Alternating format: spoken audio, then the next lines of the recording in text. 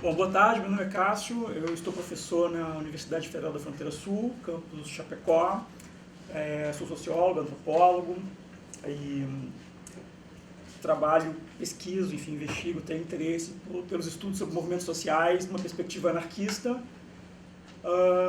e talvez a grande contribuição que eu possa dar para a discussão de hoje aqui é tentar trazer alguns elementos sobre uma etnografia do autogoverno zapatista que eu fiz em 2008, já vai fazer quase 20 anos. Bom, eu vou tentar trazer uma contribuição para vocês aqui a partir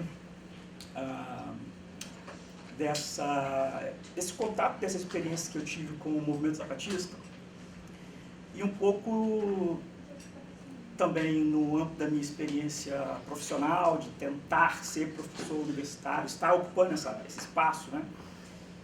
Que busca resposta para uma lacuna reiterada de teoria, de perspectiva anti-autoritária, libertária, anarquista, como um marco, né, interpretativo, como um campo teórico-conceitual para a gente pensar as lutas, né, pensar os movimentos, pensar as lutas. Como pesquisador dos movimentos sociais, ou alguém que tenta, né, se situar nesse campo aí, eu, em grande medida, tenho me esforçado para ler os movimentos na chave quer dizer, ler determinados aspectos dos movimentos sociais na chave da auto-organização, né? Então, muito inspirado pelo Proudhon e outros autores que, na medida do possível, eu vou tentar trazer aqui, né, embora possa não trazer também, eu tenho insistido um pouco de dar esse tratamento desses processos como fenômenos de auto-organização social no mundo popular, tá? E entender em que medida esses fenômenos possuem algum potencial, alguma expressão que pode ser lida também como insurgente, como antissistêmica, né? Como algo que possa contribuir para processos generalizados de transformação e mudança social.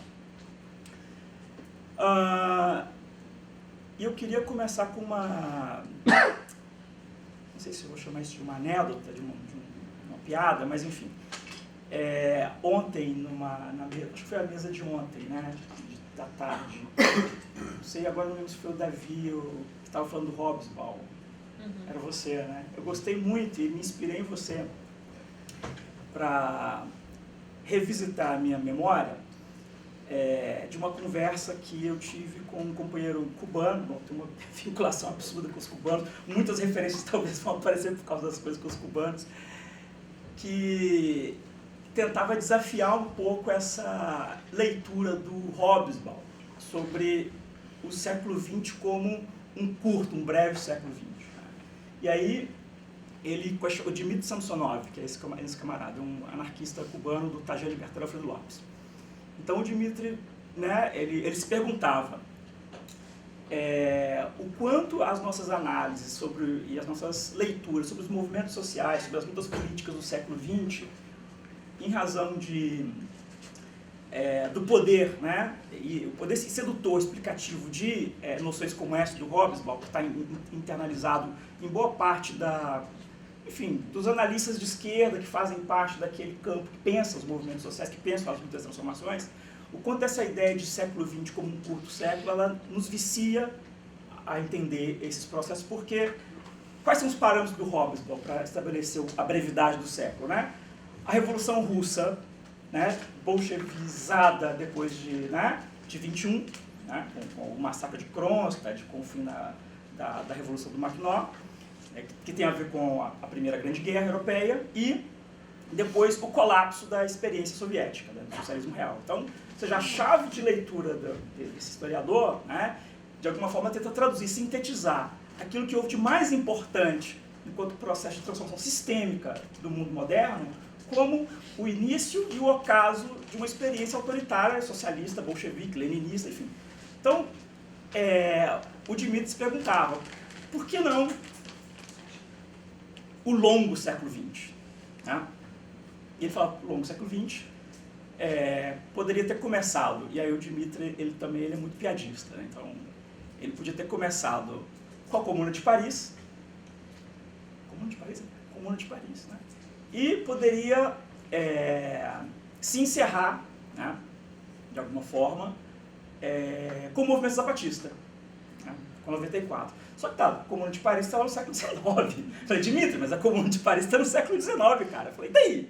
Por que os nossos critérios de concepção de longa duração para pensar os movimentos, enquanto fenômenos que compartilham algumas estruturas, têm que estar vinculados, têm que estar parametrizados com determinadas tipologias temporais, né, que a historiografia estabeleceu. Então, eu posso entender esse ciclo desse período que representa o século XX como algo que começou, né, com a experiência dos comunardos. Então, ele fez essa comparação um pouco, talvez, exagerada, enfim, anedótica, né? E aí, pensando nisso, né, por causa do Davi, a culpa do Davi, né, eu pensei, cara, se a gente, obviamente, encarasse as lutas, os movimentos, tentasse explicar esse processo que tem a ver com insurgência, autonomia, os termos que nos interessam aqui, a partir daquilo que é paradigmático dos comunardos e que, de alguma forma, é recuperado pelos zapatistas, talvez a nossa análise do que está acontecendo, ou das possibilidades de, né, produção de resposta e resistência ao que existe, seria outra, né? Então, por que não pensar, e já porque eu estou no território dos zapatistas para, né, conjecturar tudo isso aqui, por que não pensar numa longuíssima noite dos 500 anos? Né? Então, nessa longuíssima noite dos 500 anos, né, ou 526, né, anos, nós temos uma infinitude de dinâmicas, de insurgências, de resistências, de lutas, que tem a ver com todo o repertório indígena, da conquista, né, da resistência anticolonial, e que passa, inclusive, por eventos de grande magnitude como a Revolução Haitiana. Né? A Revolução Haitiana, ela poderia ser considerada como um dos elementos fundantes do mundo moderno, né? Tanto quanto a Revolução Francesa, eu diria, né? Ou talvez até mais, do ponto de vista dos de baixo, dos subalternos. Né?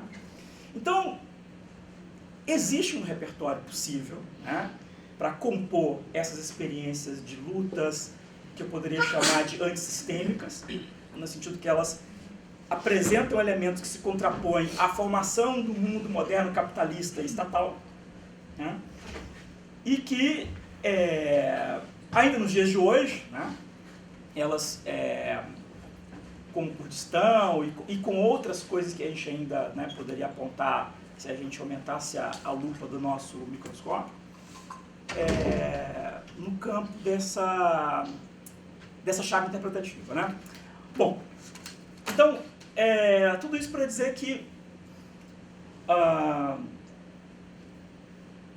os fenômenos de auto-organização social, né, o esforço para ler, entender, né, rastrear, mapear, cartografar esses fenômenos está indissociavelmente vinculado e dependente, né, de uma perspectiva, de uma epistemologia, então, que considere que nós vivemos sob um paradigma de constantes e insistentes insurgências. Aí, talvez até, não sei se tensionando com o Rafael, obviamente não, né? Mas assim, eu não quero dizer que tudo é insurgência, logo nada é insurgência, mas eu quero dizer que há muito mais insurgência do que a gente imagina, ou do que a gente é capaz de, enfim, incorporar, né, no nosso campo de entendimento sobre o que está acontecendo no universo das chamadas lutas sociais.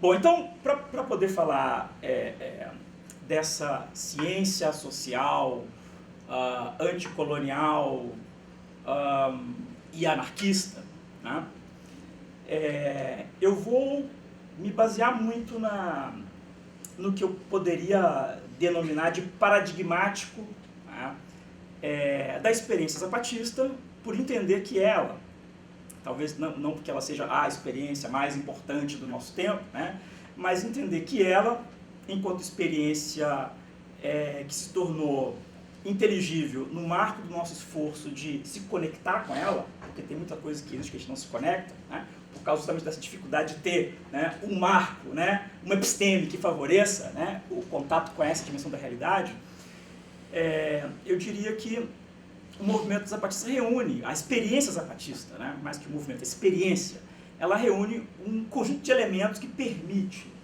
falar, né, ou pelo menos introduzir elementos para falar a partir de uma ciência social anarquista, anticolonial, né, indisciplinada, inclusive, né, transdisciplinar.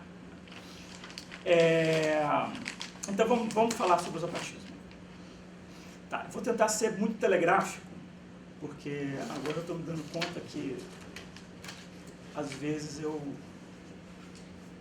saio do recipiente. Eu não quero fazer isso aqui para não, enfim, tornar essa experiência, essa conversa, esse tipo de diálogo cansativa. Mas vamos lá. A história e formação do zapatismo, tá? Em breves palavras, telegraficamente, né? Nós temos um movimento que está situado no campo das chamadas populações tradicionais, né? Os povos originários, e há toda uma discussão válida, né, de pensar que os povos originários, de alguma forma, eles representam talvez o marco de contato com o processo que dispara a formação do capitalismo, que é o que o Marx chamava de acumulação primitiva. Né? E a acumulação primitiva, ela é primitiva, ela é permanente, ela é sistemática. Né? Ou seja, o que confere até o caráter de resistência, ou seja, de contenção da expansão do capitalismo nos seus territórios, né, por parte dessas populações, num ato por si anticapitalista. Né? Porque está negando para o capital a possibilidade de se apropriar aquele território e, né, contribuir para a capacidade de expansão do metabolismo sistêmico do capitalismo. Então, desse lugar de potência anticapitalista, né, que os movimentos indígenas em geral, né, podem ser localizados, e que o movimento zapatista nasce, né, a partir de uma articulação de uma heterogênea convergência de lutas que vão do processo colonial do século XVI, né, que a memória histórica de resistência, inclusive, é capaz de estabelecer ponte com esse processo lá do século XVI, aí não tenho tempo para poder descrevê-los e trazer aqui e tal, né, com aquilo que no século XX, né, boa parte da tradição política armada da América Latina vai conformar como parte da tradição das lutas de libertação nacional. Né? Então, o exército zapatista, supostamente, né, é o encontro, né, do movimento indígena organizado com, né, um grupo de guerrilheiros de extração universitária, de classe média urbana, que tenta, com a sua possibilidade de produzir interlocução, né, criar um foco guerrilheiro e aí combater o autoritarismo no México ou fazer a revolução social e socialista e tal. Né? Mas o que eu queria enfatizar é que os indígenas chapanecos, descendentes dos maias, que se constituem pelo menos 8 etnias diferentes, então eles nem sequer são parte de uma mesma comunidade sociolinguística. Né? Tem até diferenças ligadas com essas microalteridades, se quiserem chamar assim. Né? Então, essa comunidade que já é uma unidade na diversidade, ou a composição de uma diversidade, uma heterogeneidade etnolinguística, né, é capaz de antropofagizar, né, os guerrilheiros marxistas-leninistas, guevaristas, maoístas, enfim, essa galera, a turma da libertação nacional. Né? E disso nasce, talvez, um tipo de grupo guerrilheiro que só pode ser comparado com a guerrilha e o exército popular criado por Néstor Makhno, né, nos anos 20, nos anos 10, enfim, 20, na Ucrânia. Né? Porque uma guerrilha que, ao contrário de todas as guerrilhas que compuseram a nossa experiência de luta armada continental, quando assume o controle de um território, nega a si próprio a autoridade de governar aquele território. Né? Então isso é uma coisa insólita, inédita, obviamente dentro de um paradigma leninista, marxista, estadocêntrico e tal, mas talvez muito familiar para quem conhece alguma coisa da tradição anarquista, né? Bom, então os indígenas são essas comunidades que têm uma capacidade, um potencial anticapitalista pela o próprio lugar que essas populações, né? E aí eu estou sendo muito generalista, mas enfim, vocês podem depois me questionar em relação a isso, né? Mas o lugar que eles ocupam diante dos recursos que esses seus territórios representam para a reprodução do capitalismo, né?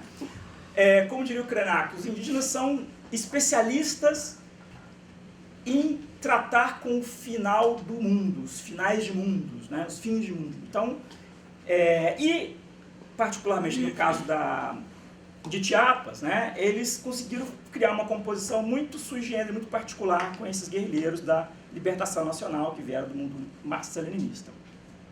Bom, a insurreição de 94, né? E ontem também foi falado sobre isso, foi até acho que o Selma falou sobre isso. A insurreição zapatista, então, nesse exercício de de realizar uma luta de enfrentamento contra um exército regular, né? Ocupar 350 mil hectares de terra, num lugar dominado, não só porque era dominado pelo latifúndio, né? Mas, enfim, dominado por famílias políticas que tinham controle sobre a terra e seus viventes, né?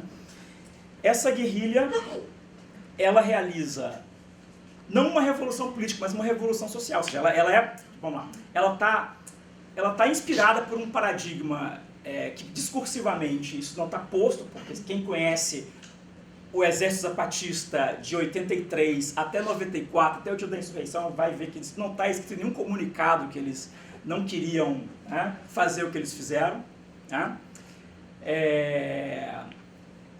Na verdade, foi muito mais consequência dos acontecimentos e tem a ver, provavelmente, com a própria composição indígena da guerrilha, né? Mas em 94, o que eles fazem é não ocupar as prefeituras, tomar o poder e utilizar a cabeceira municipal, a sede dos distritos, para dizer aqui está o governo armado zapatista do sul do México. Não, né? Eles só fazem, digamos, as ações pirotécnicas, né, que implica explosão, né, ocupação desse espaço. Depois eles voltam para suas comunidades e fazem questão de enfatizar. Agora, né, inclusive reiterando um lema clássico do México revolucionário, a terra é de quem trabalha, né? Então, esse ato zapatista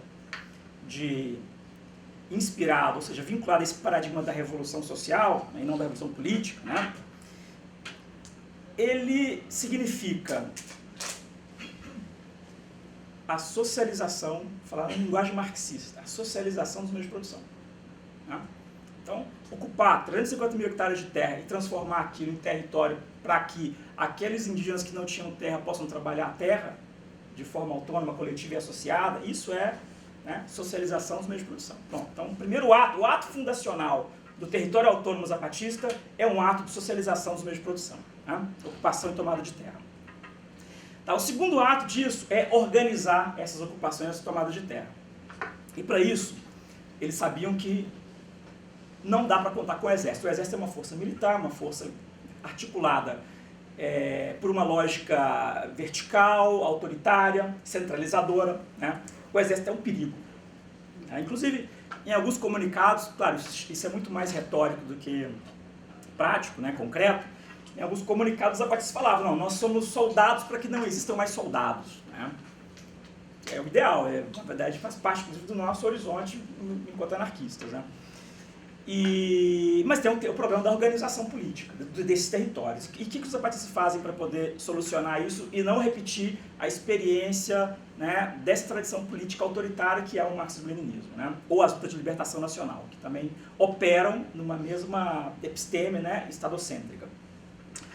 Eles decidem criar, né, a partir de comunidades que já existiam, né? Então já havia todo um tecido comunitário indígena, né, que se articulava, né, a partir da clandestinidade, das lutas sociais que eram anteriores ao nascimento da guerrilha, né, anteriores aos anos 80. Eles articulam, eles criam os municípios autônomos rebeldes zapatistas, os MARES. Eles criam municípios, né? E aí eles estão se conectando com uma tradição revolucionária do México, dos anos 10, do México, do Zapata, do México, do Magón, que é a ideia dos municípios livres, né? Que é o que a tradição anarquista reivindica também como comuna, né? Então, um espaço territorial que é capaz de se autodeterminar, né, e criar expedientes para gerir coletivamente a vida dos seus membros, né? E esses mares, né, eles vão funcionar a partir de um processo muito interessante de vinculação. Comunidades internamente conformam um município autônomo, municípios autônomos conformam um caracol, né? E o caracol é coordenado por uma junta de bom governo. Tá? Então, essa é uma escala que tem a ver com, né, com a regionalidade. Então, comunidade, município, caracol, junta de bom governo. Né? A coordenação dos caracóis e a coordenação dos municípios autônomos rebeldes, né, ela era, né, porque isso já não existe mais, é importante dizer, até pouco tempo atrás. Mas, enfim, algumas coisas mudaram lá. Mas elas eram efetuadas através de expedientes tipicamente reconhecidos e familiares para quem também está no campo da longuíssima noite, né? O que eu falei? Uma longuíssima noite dos... Isso, obrigado. Né? Assembleias, conselhos, mandato imperativo, rotatividade de cargos, ou seja, os mares, a JBG, né, a Junta de Bom Governo, elas funcionavam numa escala regional, né, como instituições de regulação da vida coletiva, da vida social, né, que se davam através do reconhecimento de espaços de coordenação que eram radicalmente vinculados a procedimentos de controle social e coletivo. Tá? Então, nenhuma autoridade de um MARES, nenhuma autoridade de uma JB pode decidir em nome da comunidade, não existe isso.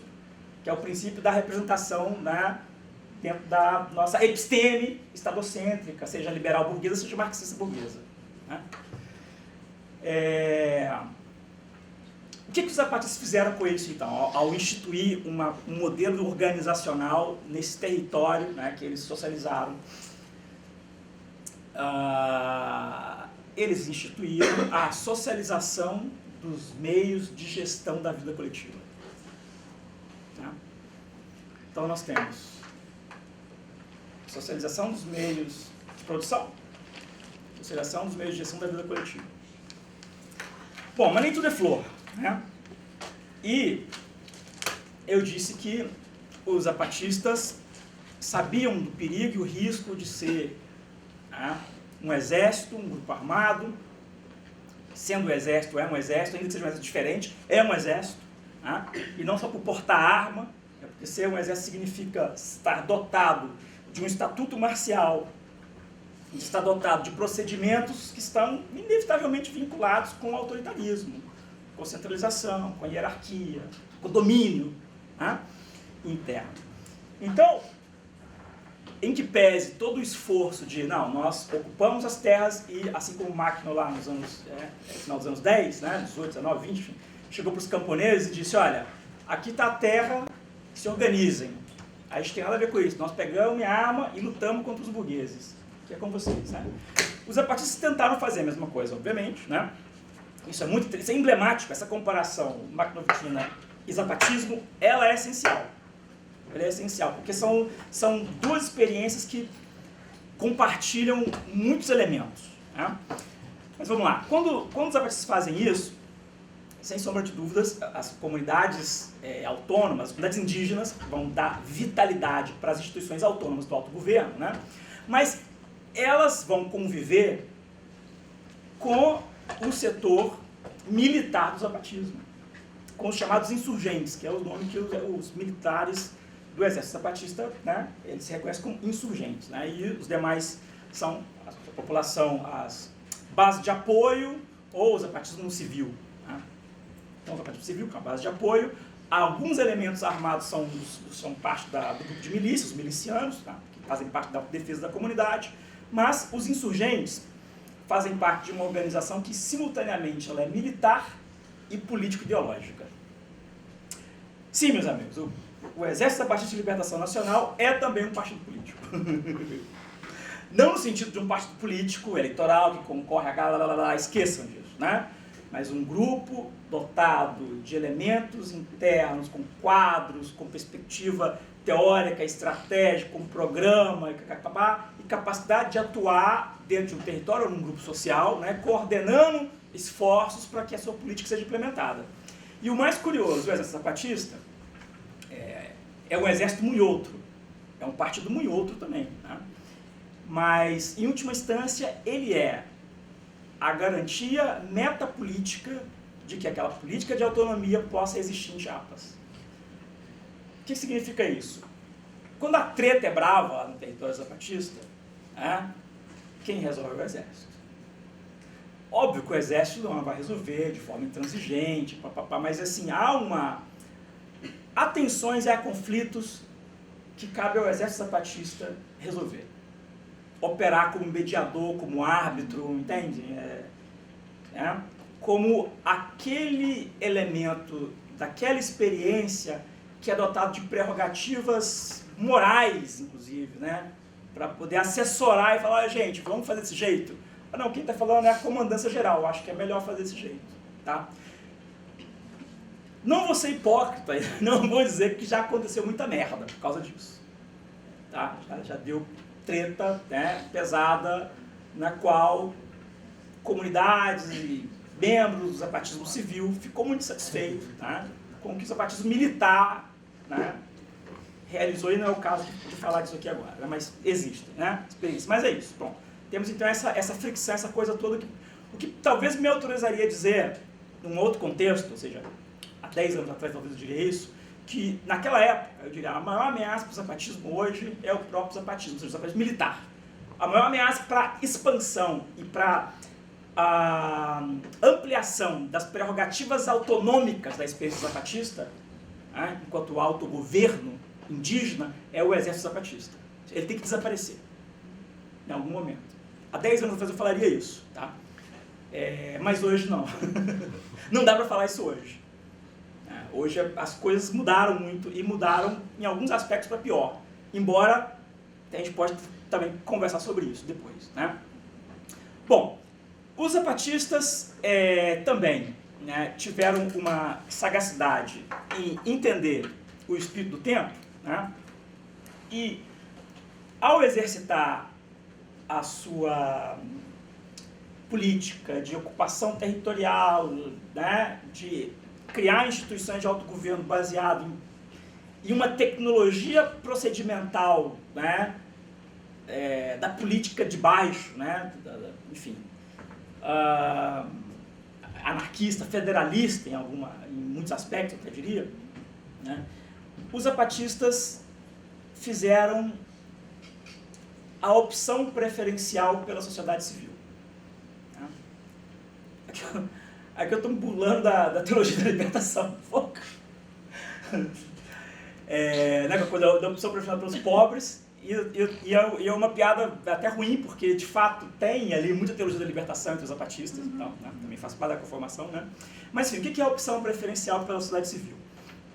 Eles entenderam que o laço fundamental da reprodução do tipo de experiência que eles estavam levando a cabo em Chiapas, nos territórios autônomos, deveria se dar com organismos autônomos, com elementos de setores populares e não pela mediação do Estado ou daqueles que atuam como profissionais, né, que buscam ocupar o aparelho estatal, ou seja, partidos políticos, né. Também não posso ser hipócrita em dizer que isso não apareceu, né? O rechaço ao Estado e o rechaço aos partidos políticos não apareceu nos zapatistas porque eles leram o Proudhon, Bakunin, Malatéia e falaram, porque os partidos... Não. Né? Ou seja, Diálogo de San Andrés, Convenção Nacional Democrática, Frente Zapatista de Libertação Nacional, foram pelo menos uma década de tentativa de articulação com a sociedade política mexicana. Né? Idas e vindas, parlamento, governos, né? Técnicos de agências estatais. Então, isso que é doido dizer, mas vamos lá. Né? A experiência ensinou aos zapatistas, né, que não dá para confiar no Estado, não dá para confiar nos partidos políticos. Né? Então é isso. Tentaram e era impossível, era improvável. Né? É falseamento, é cosmético. Né? Mudança de cima para baixo é cosmética. Né? Então eles perceberam isso. E toda a crítica que eles fazem à classe política, ao Estado e ao governo, tem a ver com, se quiserem chamar, um anarquismo que não é teórico, é um anarquismo que é prático. Né? Embora eles mesmos jamais se auto-identificariam como anarquistas. Também é importante dizer isso. Eles nunca fizeram isso. Tá? Embora eles sejam muito simpáticos aos anarquistas, também isso é verdade. O movimento anarquista mexicano também teve encontros e desencontros com o zapatismo, também é fato dizer isso, mas há uma afinidade ali, em razão dos anarquistas do México, particularmente, estarem imersos em experiências organizativas que são confluentes com o zapatismo. Né? Mas, enfim, essa relação preferencial com a sociedade civil, essa opção preferencial, fez com que o território autônomo zapatista se tornasse uma espécie de hub, eu queria um nome melhor para isso, mas enfim. Bom, como um espaço eu vou usar a palavra do Neo Bispo aqui de novo, de confluência, né, de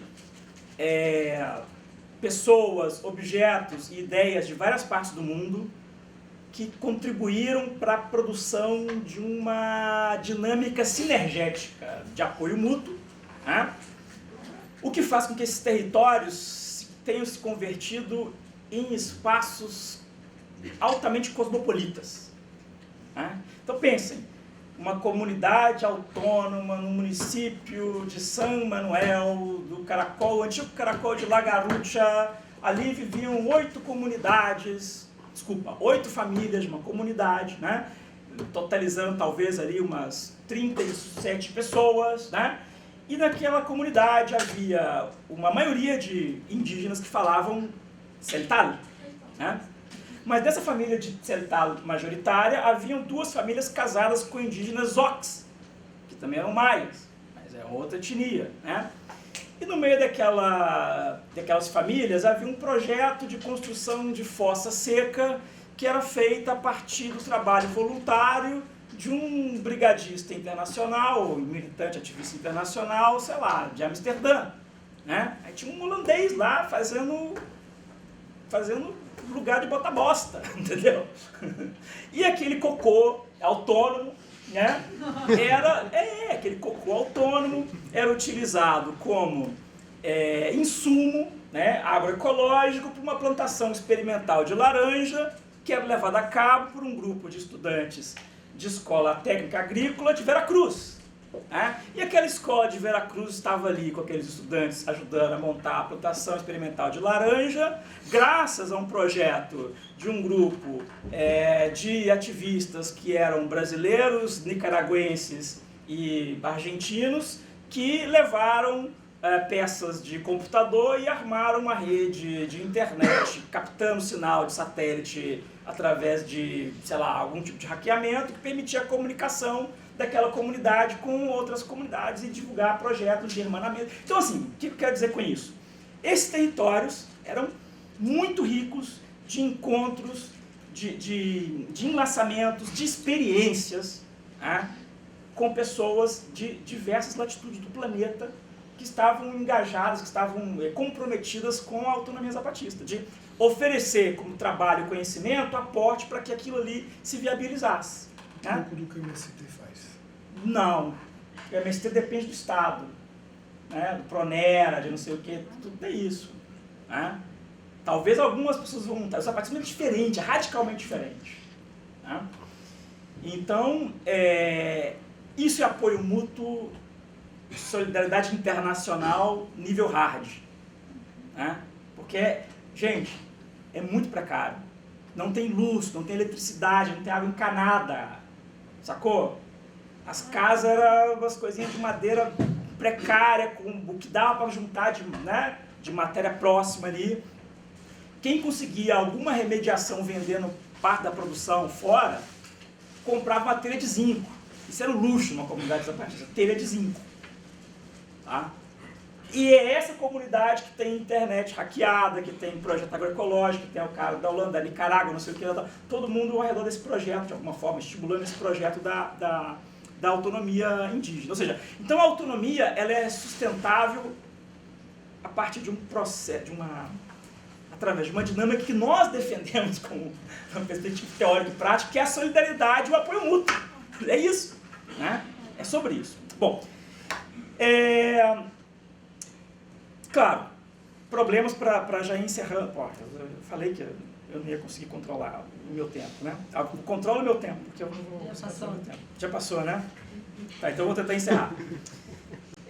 Porque tem muita coisa interessante. Vamos lá, alguns problemas importantes, porque também eu não quero fantasiar, gente, com vocês aqui, de falar, o zapatismo é a anarquia idealizada, é o lugar que a gente vai comer mel e tomar leite nas nuvens, não é isso, né? É um negócio, são pessoas como nós, mas é verdade, são pessoas como nós, então assim, tem todas as tritos que a humanidade pode gerar, né, por causa das relações humanas, interpessoais, vocês vão encontrar em Chiapas, né?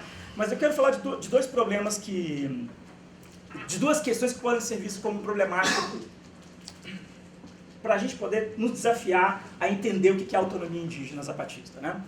Primeiro, toda a nossa concepção de política, por causa da episteme estadocêntrica, ela entende que é território, há uma articulação, uma sobreposição de território, povo, né, soberania política. Então, instituições que garantem a soberania política são aquelas que permitem distribuir elementos de uma população para controlar e regular aqueles que vivem no território. Pois bem, essa triangulação, ela não existe em Chiapas, ela não existe num processo, num projeto, numa experiência de autonomia.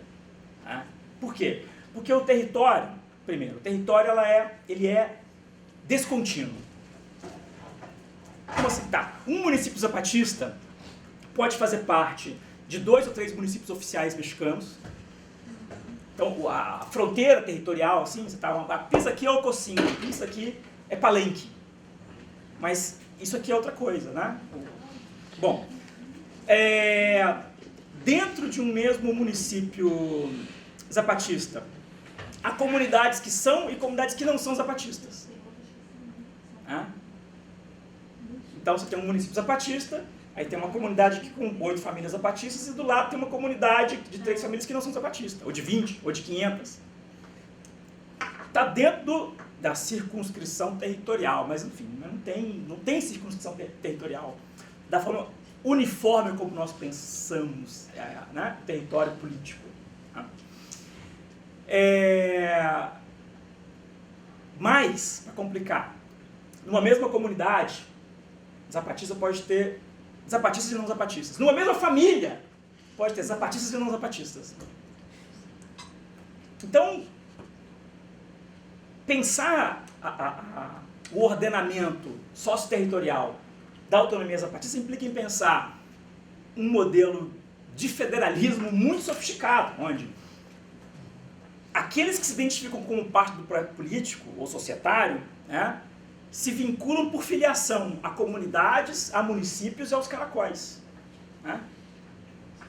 E no meio desse complexo, dessa teia toda, há atravessamentos de indivíduos, territórios, normas que não são zapatistas. Então, é um grau de coexistência altersocietária ultra maluca.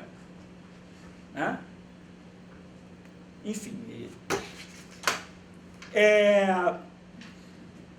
para encerrar,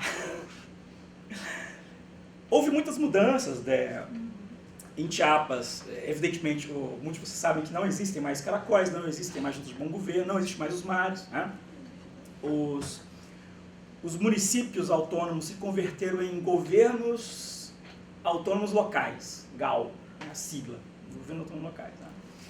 E aí, isso foi depois da morte do Samir Flores, 2016, 15, eu não me lembro agora exatamente quando que os mares, precisamente em que ano que os mares, você sabe, Camila? Eu acho que foi depois disso. Acho que foi depois da pandemia. Depois da pandemia? Eles Tá. lançaram um comunicado. Pelo menos que assim, podia ter sido antes, mas que eles publicizaram. Tá. Foi Depois da pandemia, tá? Precisamente eu não me lembro a data, mas com a dissolução dos mares, eles criaram esses governos autônomos locais, né, que funcionam como células comunitárias que estão articuladas entre si, né? E aí é interessante porque os primeiros comunicados que vieram após a dissolução dos mares, eles vão falar muito da pirâmide. Então eles têm uma metáfora que é muito legal, que é a pirâmide. O que significa pirâmide? A verticalização, né? Então, um processo de hierarquização vertical, obviamente, né, onde um topo comanda a base, né? A brincadeira também remete, obviamente, a tudo que significa esse regime, sei lá, autoritário, talvez, né, como a ideia de um faraó, de uma autoridade mítica que pode, né, governar as massas. Então tem flerte com coisas simbólicas muito interessantes. Mas, enfim, o ponto é que eles fizeram um diagnóstico, segundo esse comunicado que vai remeter à ideia da pirâmide, e entenderam que as dinâmicas de organização dos caracóis, das juntas de bom governo dos mares, estavam produzindo padrões de lideranças e de instituições, inclusive, né, com essas lideranças, que estavam piramidizando o zapatismo. Então foi uma espécie de autocrítica ao próprio processo de estruturar uma arquitetura de poder interna, né, com seus limites e impasses, né? E com isso, eles aboliram essas instâncias e converteram as comunidades em nódulos centrais, né?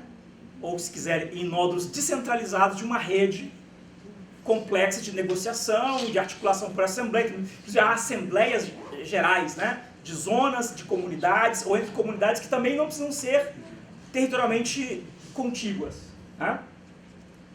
Bom, então uma das metáforas utilizadas é a pirâmide. Então, combater a pirâmide, combater a hierarquização, combater, né, as formas de alienação que o próprio movimento estava produzindo, de alienação política, né?